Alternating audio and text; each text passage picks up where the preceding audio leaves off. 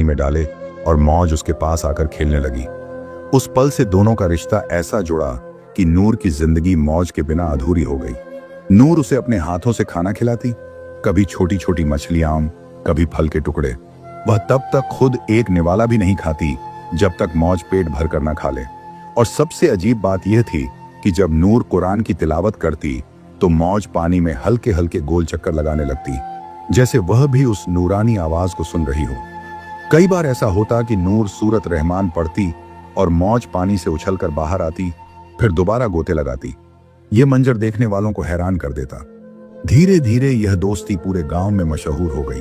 बच्चे स्कूल से लौटते तो नूर के घर की तरफ दौड़ते, सिर्फ इस अजीब दोस्ती की झलक पाने के लिए। मौज भी किसी अजनबी को देखकर डरती नहीं, बल्कि पानी में अजीब तरह से खेलकर सबका दिल बहलाती। मगर गांव के लोग दो हिस्सों में बंट गए। कुछ कहते यह अल्लाह की कुदरत है कि एक समंदर की मखलूक इंसानी बच्ची से इतना लगाव रखती है, तो कुछ लोग ताना मारते ये सब फिजूल खर्ची है, डॉल्फिन कोई पालतू जानवर थोड़े हैं, ये तो पागलपन है।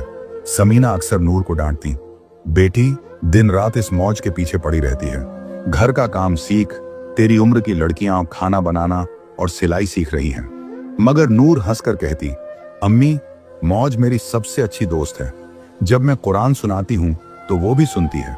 अल्लाह की मखलूक है, इसलिए अल्लाह का जिक्र उसे भी पसंद आता है। ये सुनकर इरफान साहब की आंखें भर आती। उन्हें लगता उनकी बेटी का दिल साफ है और शायद इसी वजह से अल्लाह ने एक अनोखी दोस्ती उसकी जिंदगी में लिख दी। मगर उन्हें यह अंदाजा भी नहीं था कि यही लगाव, यही मोहब्बत आने वाले वक्त में एक अजाइब दास्तां का रूप ले लेगी। दिन, महीने और साल गुजरते गए।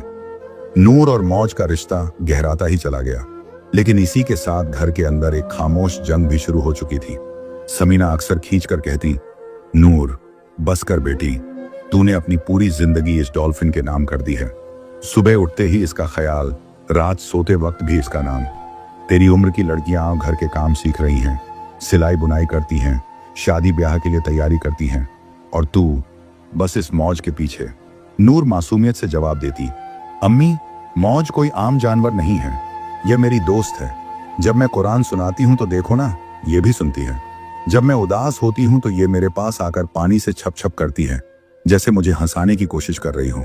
समीना ठंडी सांस भरकर कहती, बेटी मोहब्बत अच्छी चीज है, लेकिन हद से बढ़ जाए तो इम्तिहान बन जाती है। याद रख, अल्लाह हर चीज की मोहब्बत हद में ही देखना पसंद करता है। हमें अपनी मोहब्बत में अल्लाह को भूलना नहीं चाहिए। इरफान साहब इस बातचीत को चुपचाप सुनते रहते।